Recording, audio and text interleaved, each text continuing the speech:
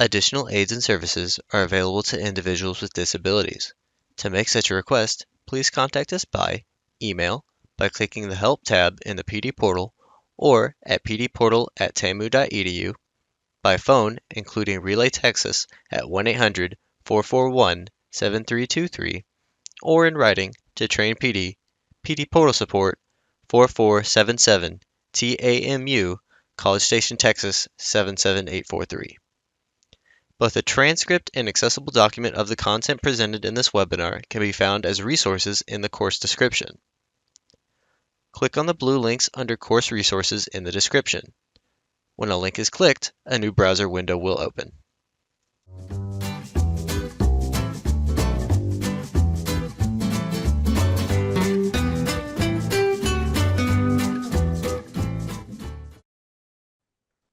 Welcome to Manager Monday with Ann Savino and Dr. Glenda Rose. We are going to be discussing an IET overview today. So thank you all so much for being here. I'm Ann Savino. We appreciate you joining us. I work in the state AEL office, and I've been here for 10 years at the state. Prior to that, I did work for 10 years as part of adult education and literacy projects, both with Department of Labor and Department of Education, and various state projects primarily focused on IET and workplace literacy. So I'm thrilled to be a part of this team and glad to be with you today. Here at the state office, I really work on state leadership projects primarily and special projects, and I support the TA team with tools and resources for career pathways. And I'm delighted to be joined by Dr. Glenda Rose, my colleague here. Glenda, take it away.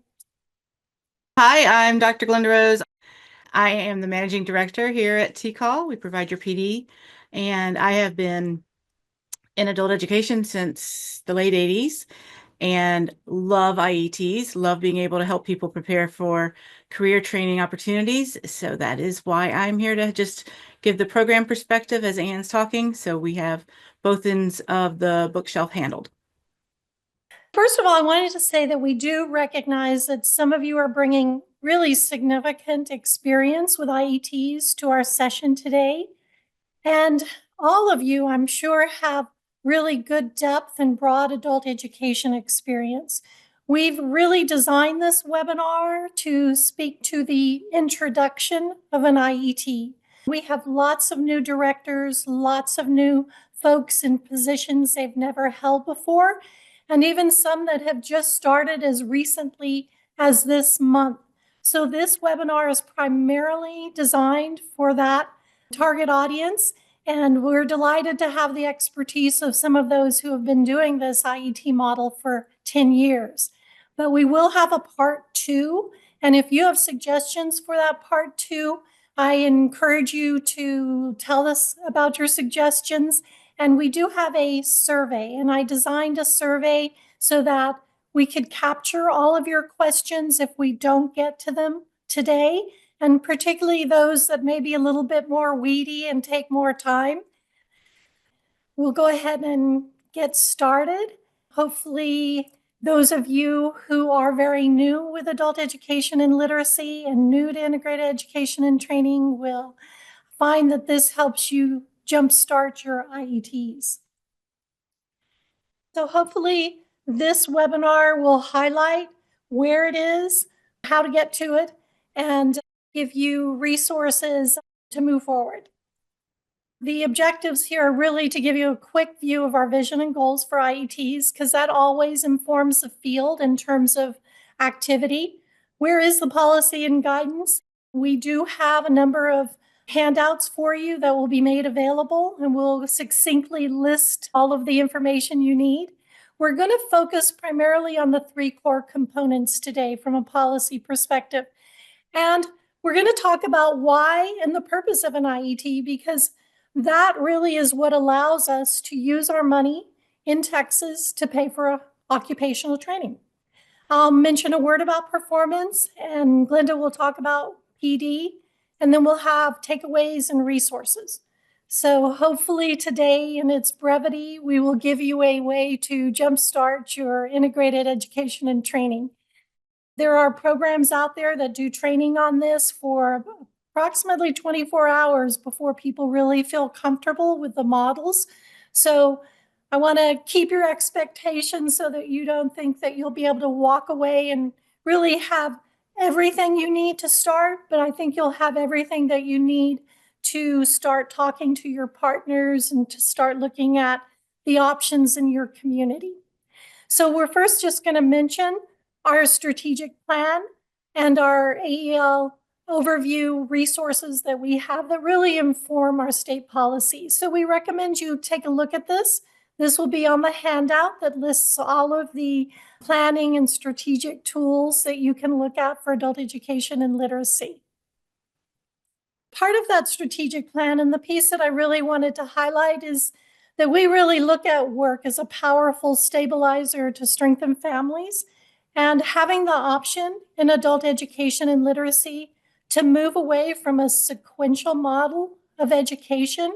Sequential model meaning first you must become fluent in English or become an expert in math before you can go into electrical training or some other kind of workforce training, is really what the IET model turns over and changes.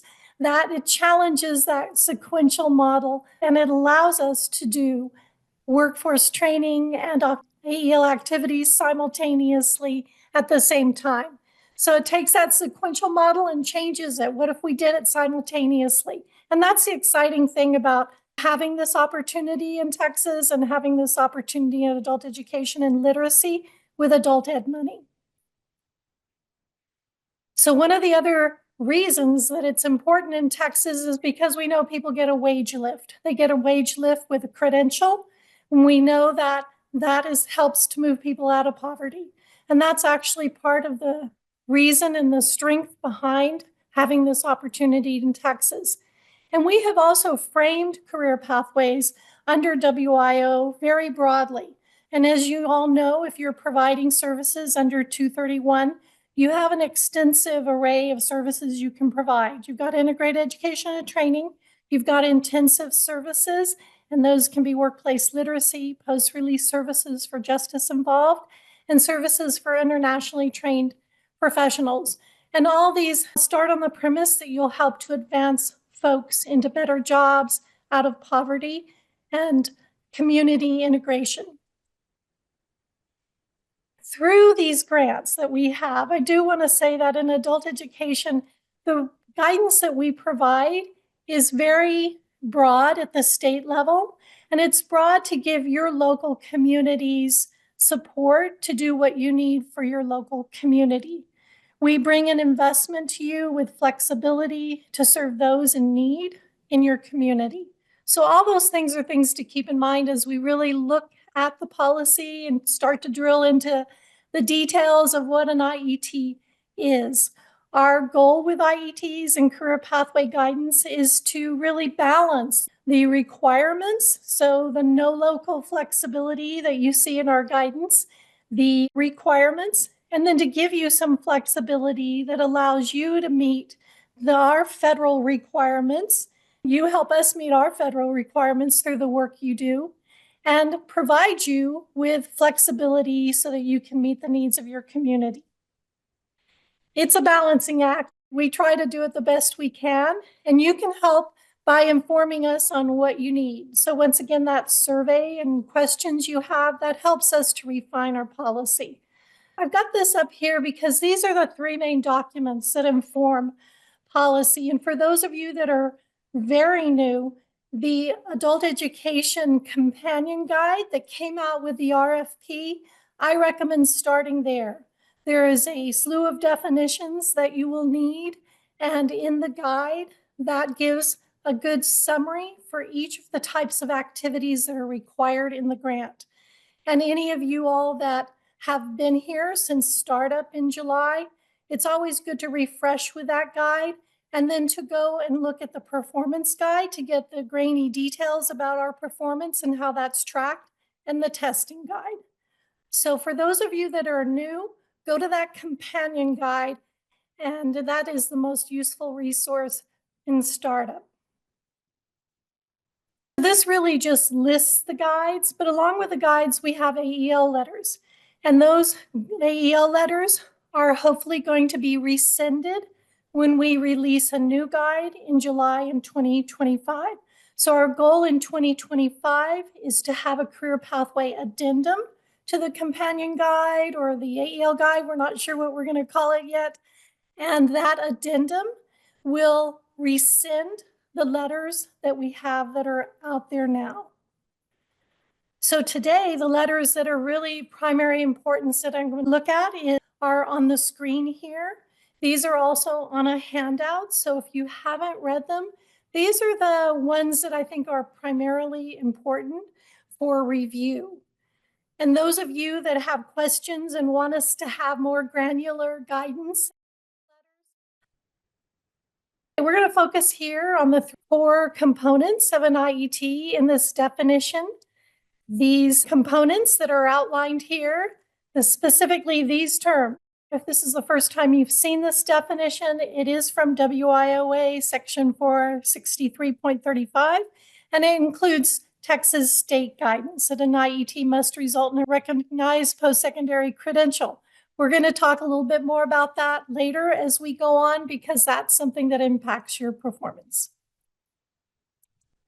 Okay, so first let's take a look at these 3 core components of an IET and the why. AEL activities, that's the umbrella term for foundational skills.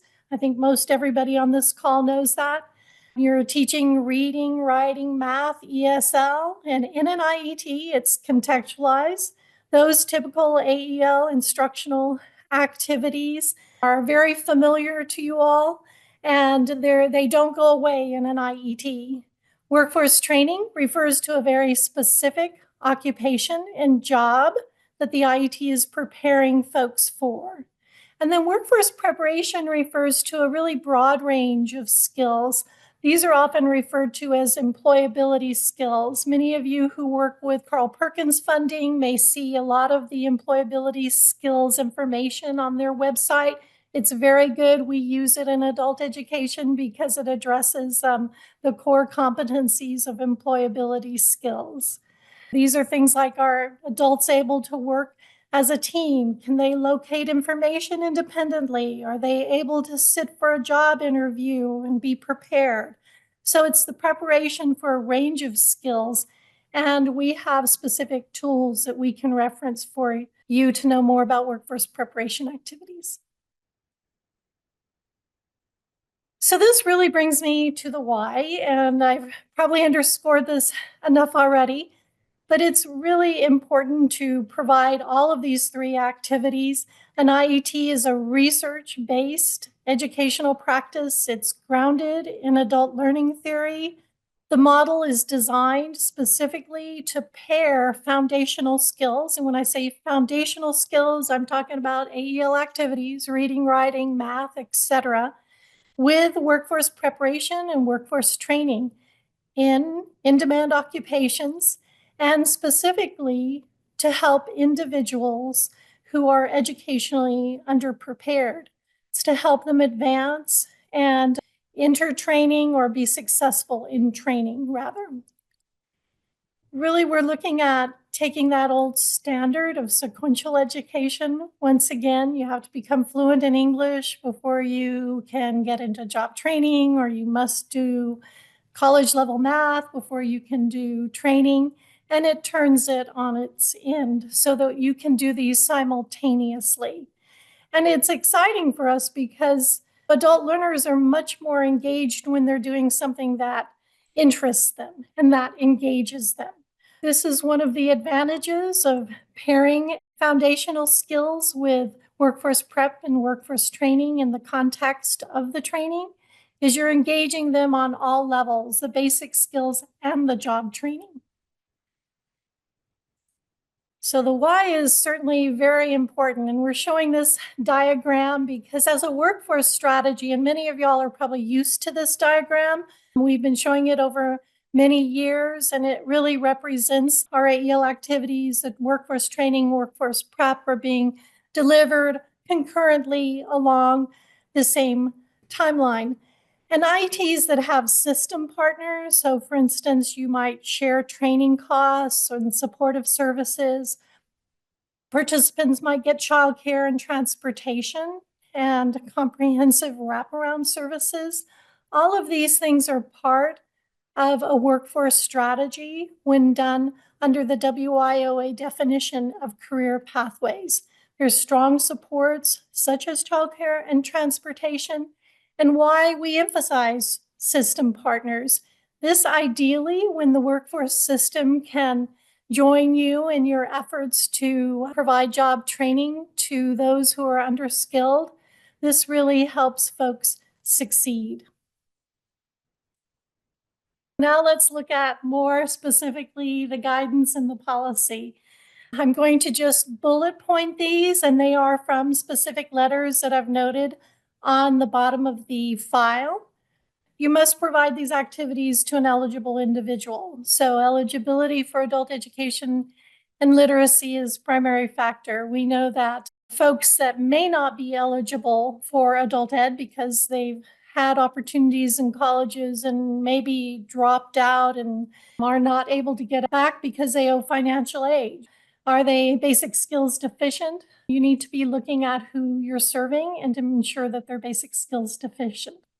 The adult education and literacy activities need to be rigorous and robust to support success. They must be contextualized and delivered concurrently along the same timeline. So we give you some flexibility with that, but the contextualization with adult education literacy activities is really what engages students in the content of math and reading and writing, etc. So it's really important. And they must be based on the Texas AEL content standards. All IET programs must include a syllabus with integrated learning objectives. So let's look at the requirements for workforce preparation activities. No local flexibility. You'll see this in our AEL letters, and it's referenced as NLF.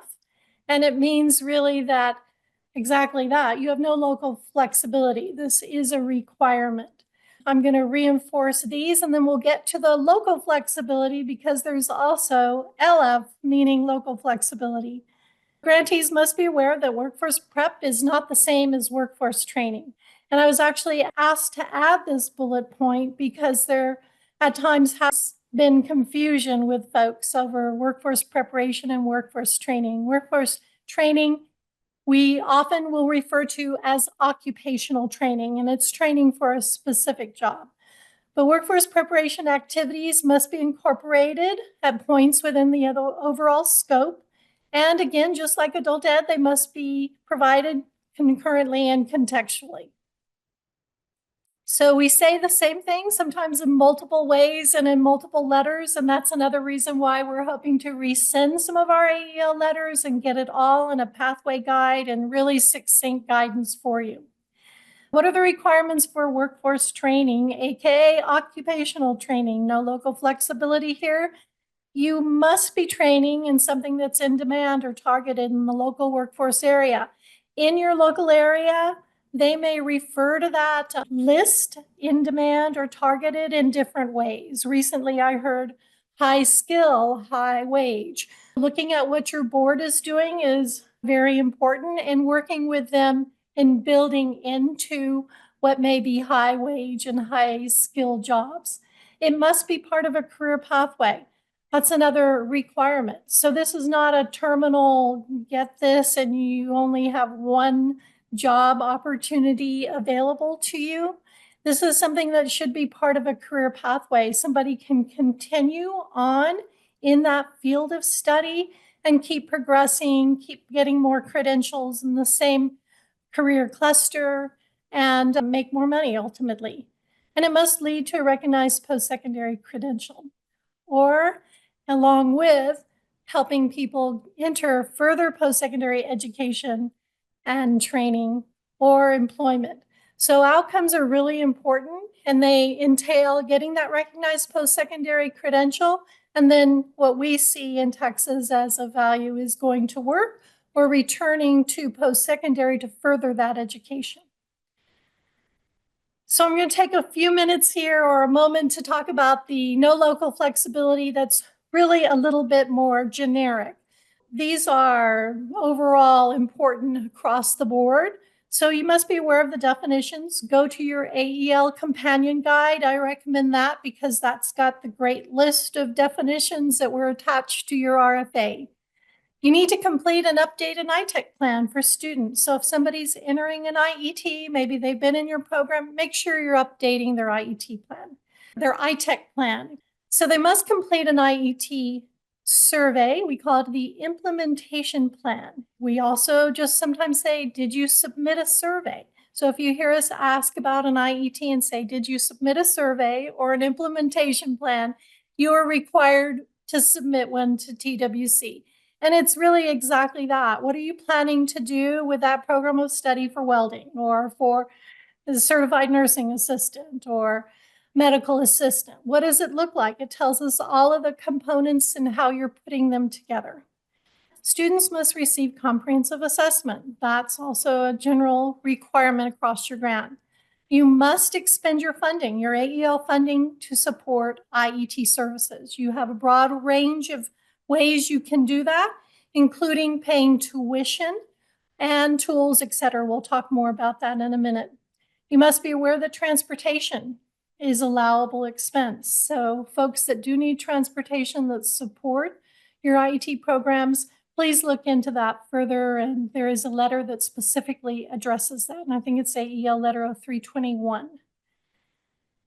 And then you must report your workforce training expenditures as part of the monthly expenditure reports through CEDAR. Let's talk about some of the other things related to teams. And I'm glad we added this slide because folks are always asking, what have I got to do in teams? So make sure you're setting up a training service in teams for your IET programs of study. You got to do that and you got to attach classes. That tells us what you're doing in the field. You need to use the appropriate activity and fund codes and enter attendance for participants in all of those aspects of IETs. You need to report your MSGs, report credential attainment, report continuing into post-secondary or employment. And then when paying tuition costs for workforce training, you may enter the workforce training instructor in teams or the basic and skills instructor, but you must attach somebody as an instructor to that training. We'll talk a little bit more about that. So let's get to some local flexibility. Hopefully you guys can take a breath and there is some local flexibility, all right? We want to be able to give you as much as possible. So really what I just went over was the requirements. We don't want to get more granular really because that limits your activities. If we were to say to you that you can only serve people that are reading at an 8th grade reading level or that do not have a high school diploma, that would limit the way that you use your funds locally. So we really don't want to do that. We want to keep it broad. We do have local flexibility that's itemized out too.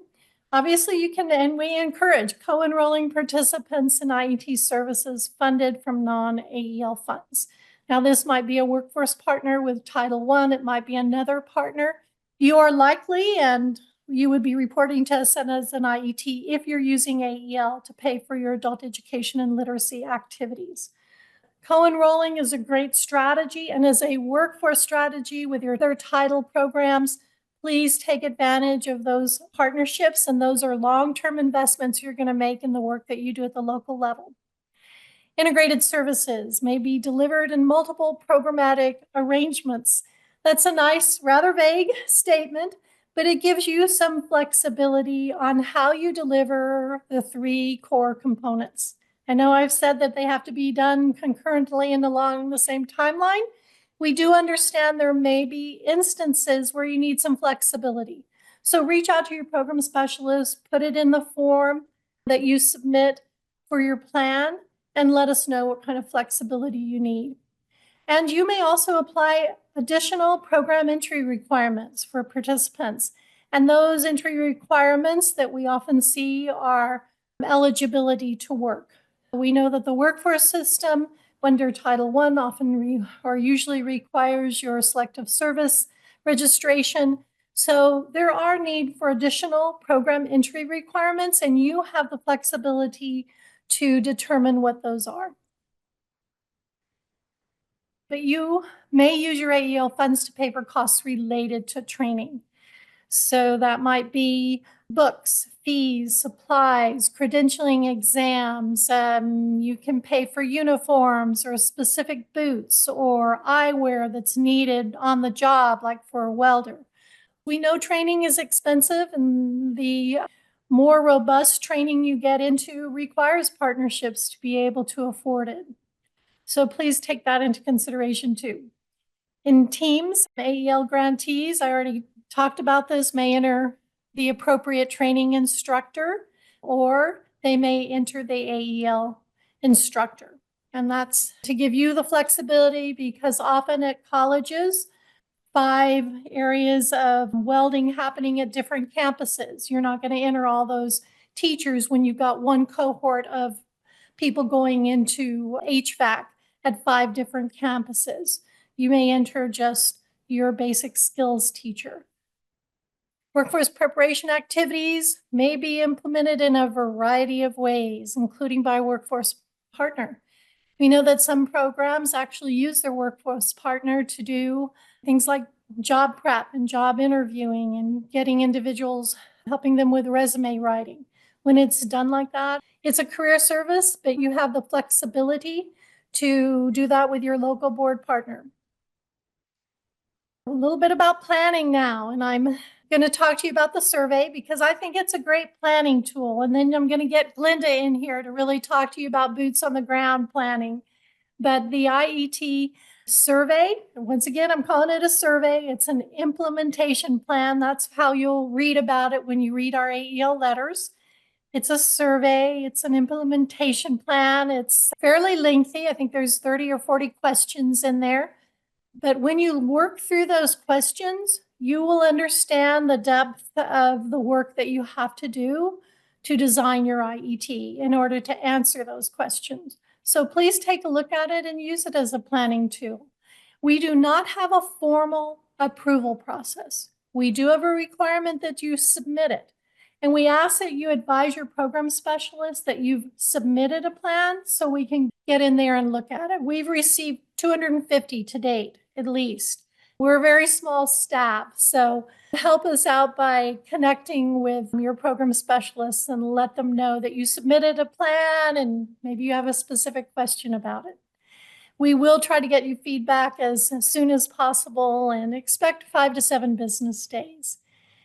They should be submitted prior to implementing your IETs. We know that you can't deliver an IET unless you've really answered all these questions, because you won't be able to set it up correctly. You won't know all the components, or you won't be prepared. Do submit it prior to implementation.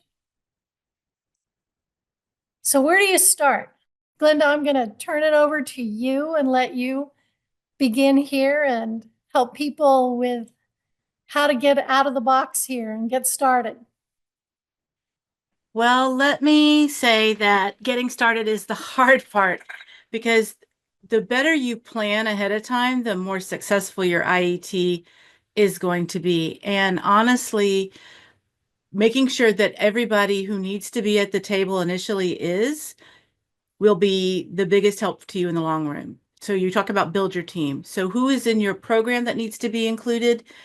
Well, your director, because there's lots of decisions at the director level that you need to make, but also your career navigator, or they need to make some of those decisions, as well as the instructional leads because of the AEL component. Your data team needs to know what's going on, because unless you're doing your own data, somebody's going to have to build that class and keep track.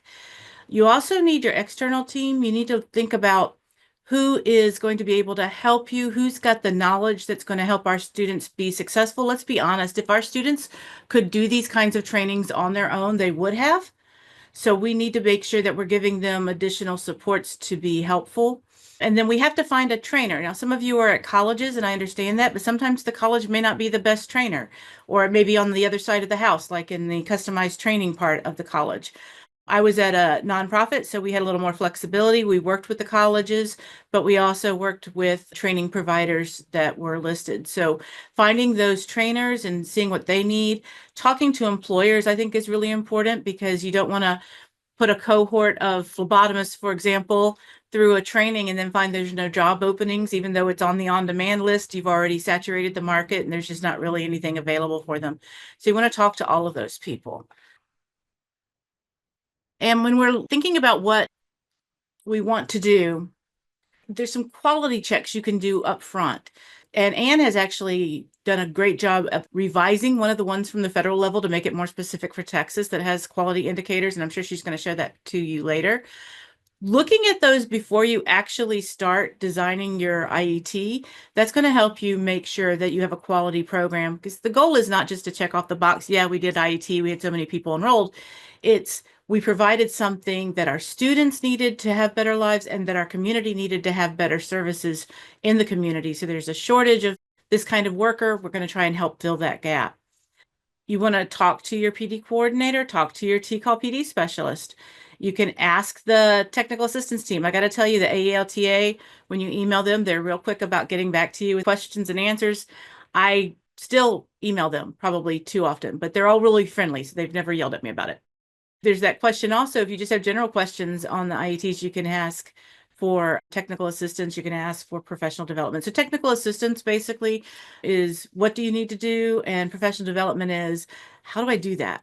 So that's something to think about too. Who do you need to get help with? Well, we'll move forward here. Let's see. We're going to talk, I think, about some best practices, and that's probably me tipping it to Glenda again, because it's so nice to have somebody who's boots on the ground real recently. We're going to touch base on guiding principles of IET design, contextualization, and then wrap it up with some resources. Okay, so let's talk about the three main components. The 3 Ps. We have to have participants, we have to have partners, and we have to have a program. So 3 Ps of IET program design. When we're thinking about our participants, we want to make sure that what we're designing fits our learners' needs. That living wage thing comes into a big play there. What kinds of IETs are they interested in? We don't want to set up an IET and find out we don't have anybody actually wanting to do that work. We want to make sure the partners know that what we're doing.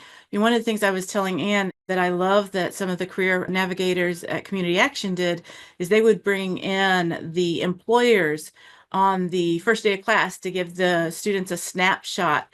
But not only did it give them a snapshot of a day in the life of whatever training they were doing, one of the things it really helped with is it started a relationship between employers and students. And that's the end goal is get them more work, right? So if you can get the employers connected with students early on, that's going to help. And then the other thing is you need to look at your data. And I will tell you, and I know we're going to talk about this again later, but Teams does not track what you need to be able to do continuous improvement, because you need to be able to look historically over time at all of your different kinds of IETs, all of your cohorts, who was teaching them, what were the outcomes, how many of them got MSGs, how many of them actually finished their credential in a year. And you can't just do that with Teams data. So I suggest having some sort of tracking mechanism at the local level to be able to keep up with that. Let's move on to contextualization. I really think as teachers, especially coming from an ESL background, we instinctively know that we have to contextualize content for adult learners. It's part of principles of adult learning. It's part of English language instruction, because in order for it to make sense, it needs to be in a context. It can't be abstract and not really have anything to do with real life. However, when we're talking about IETs, that contextual piece is really important. So I need to help you with your math so you can pass the test for HVAC, for example. Let's use that one. I need to make sure that the types of math instruction I'm doing have been contextualized to that HVAC situation.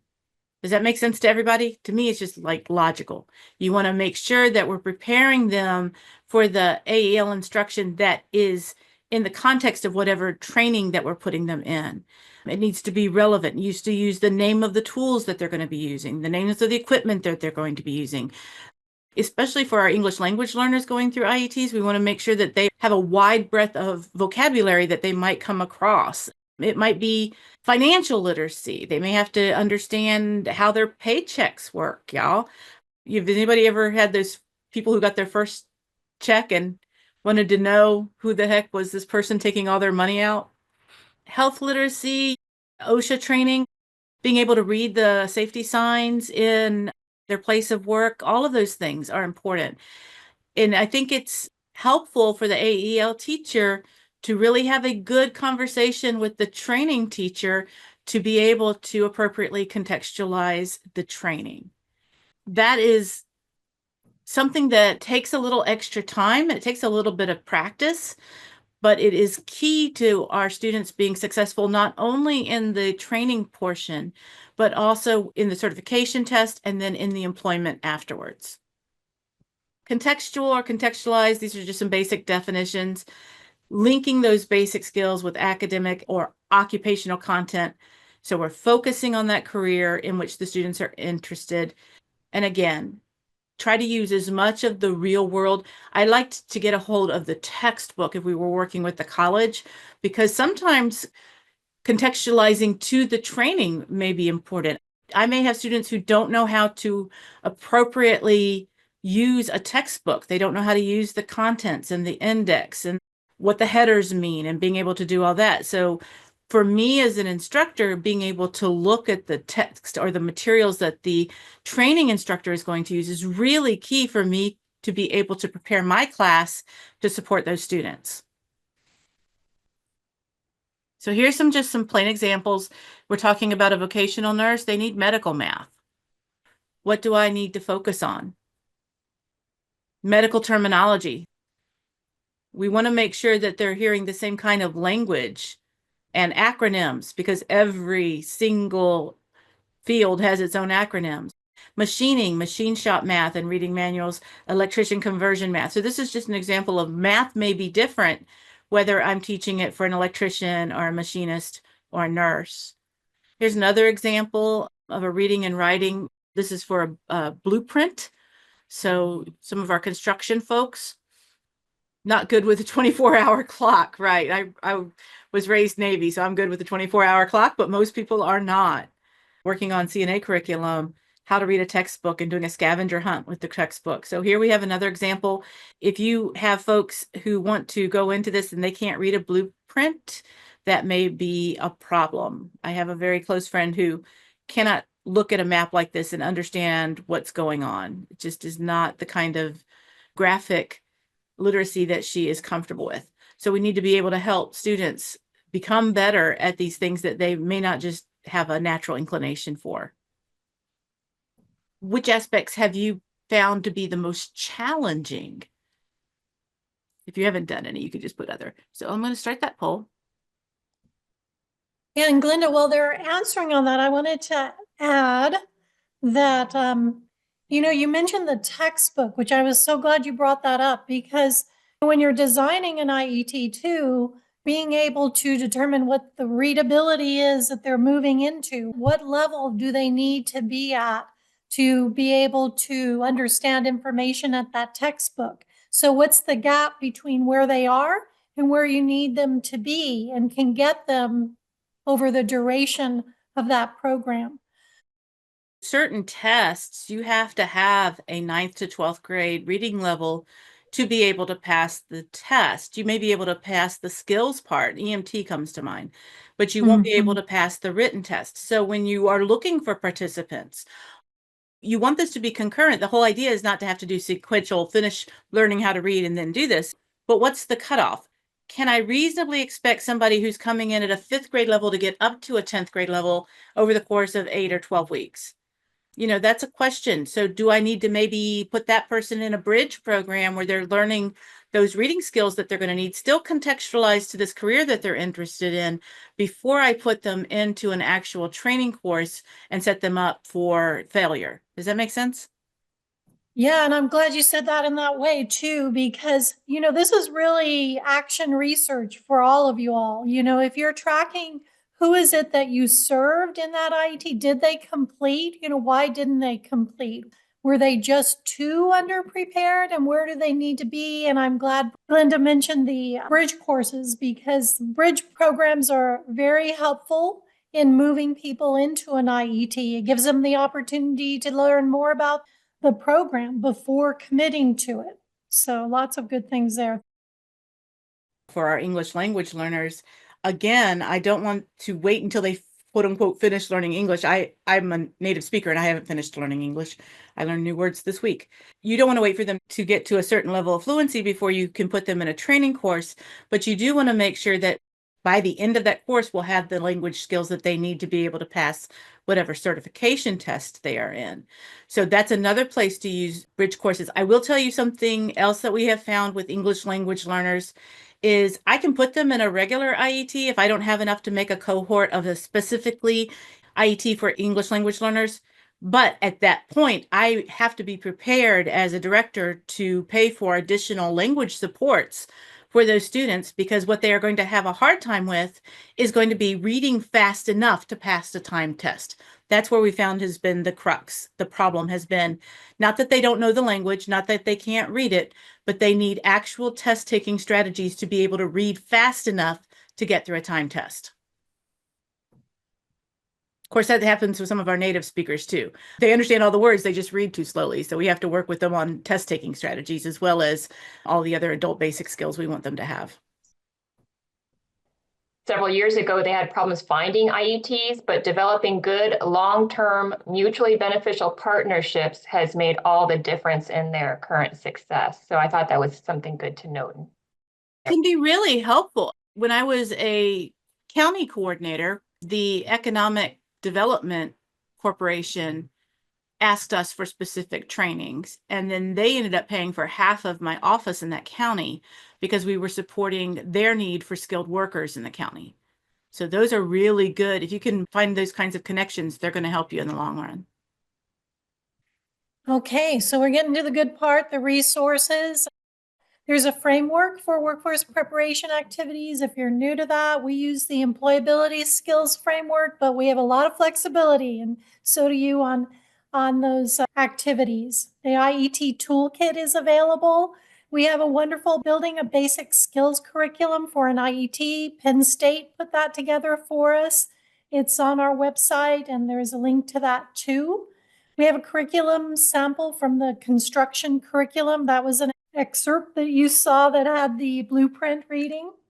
And then there's an Octave guide on IETs in terms of a checklist, which asks pretty narrative questions about how do you know you're meeting such requirements, etc. But it's good to review because it's another good planning tool. It's in draft stage, so we're just going to try it, see how useful it is to you. But we always get asked for, give me a checklist for startup. Well, we're going to try it. As you can see, IETs are pretty complex, and I wish we could all, make it into a checklist, but we're going to do our best to help you out and see how this works. So it's draft. We'll make that available to you also. Let's see. And then the next one is, the quality indicators. So we've adapted this. It is from the Advanced Design IET work group. They came out with some quality indicators. We really liked them, so we just adapted it, added some Texas language, referred to the Texas content standards. Also, are considering maybe we could accompany this with a rubric of some sort to help you use these indicators to kind of evaluate where you are. So right now it's just indicators. And then we're going to also talk about a couple of best practices, making sure there's an appropriate fit. Somebody is seeking employment and education along the pathway. That person's available for the timeline. They know the career path. They're aware of their barriers. You're helping them to mitigate any disruptions. Self-assessment of their own readiness, ITech plan updates. All of that has to occur, and that's why we also encourage bridge programs. You get to know them better as they move towards an IET, and they also make a self-assessment of their own readiness. So, gosh, I am not going to be able to do this on Thursdays because I have no one for childcare. And if you can help mitigate that, you have to find another I'll opportunity. just jump in there, and on that also, Please. I think it's really important to realize that you can have a form of some sort for them to fill out to kind of screen your participants and check for those good fits, but nothing is going to take the place of having a conversation with these students and making sure that they know what they're getting into, that they're committed to it. You're investing time and money in them, and they tell you they want to be a nursing assistant, and 2 weeks in, they tell you they don't like to deal with blood or something like that. There's some crazy stuff that comes up, or that they're going to go on a cruise for their anniversary or whatever the case may be. So I think those conversations are really important. So partner-wise, seek training providers with the flexibility. You come to this picture with money, so you have some flexibility to negotiate. If you're going to pay for training and you want to do a cohort of students and ask them to have some flexibility when that teacher is available for training, use that resource as you can to get some flexibility with training providers. Seek employers as partners. As we were saying, they're good to include in after class interviews, mock interviews along the way. And then community partners are a real strength for recruitment and encouraging people into the pathway. So we're going to wrap it up with a program best practices. All of this is really to look at your community. What are the needs of your community? Language, fluency, basic skills, etc. Collaborate with your workforce partners. And this one I underscore because you really want to take the long view and design for continuous improvement. I think what Brenda was saying in the chat about how the partnership has evolved over time to really serve her IET program overall is what you want to strive for. So this isn't a one-off. It's not going away. We're going to underscore that. And then track your completions and follow the data. Begin with the end in mind. We say that because you want to know what the exit credential is. What are they going to get? What are you reporting for? And primarily because anyone that you use the activity code in Teams as an IET, this is an IET participant, they're automatically in your credential denominator. So that means you're accountable for an outcome for those individuals. The credentials you're on the hook for, but you are not off the hook for the MSG. So when you're doing the planning, Yes. you need to Thank have you. a planned MSG for every participant, whether that's an increased pretest post-test score or it's some sort of skills progression, but it needs to be planned ahead of time or you will not get those MSGs for those students and you are still on the hook for them. Ultimately, the IET hopefully is moving them towards college readiness so that they can continue on their own and they have the skills and the basic skills to be able to work in a college environment. So we've got key resources. You're going to get a list of this with links. Thank you so much, Anne and Dr. Rose. We appreciate your time and all of this great information. We hope you enjoyed this pre-recorded webinar. After you have passed the final test with a score of 80% or greater and have received your certificate of completion, please take a few moments to complete the course evaluation. Participant feedback helps Train PD at TCAL continue to provide high-quality professional development. To leave a course feedback, please go to the completed portion of your transcript. To do this, hover over the My Learning tab and select View Your Transcript. Click on the drop-down arrow next to the word Active and select Completed. Then, click Evaluate in the drop-down menu next to the course you just completed. Please note that your feedback is greatly appreciated.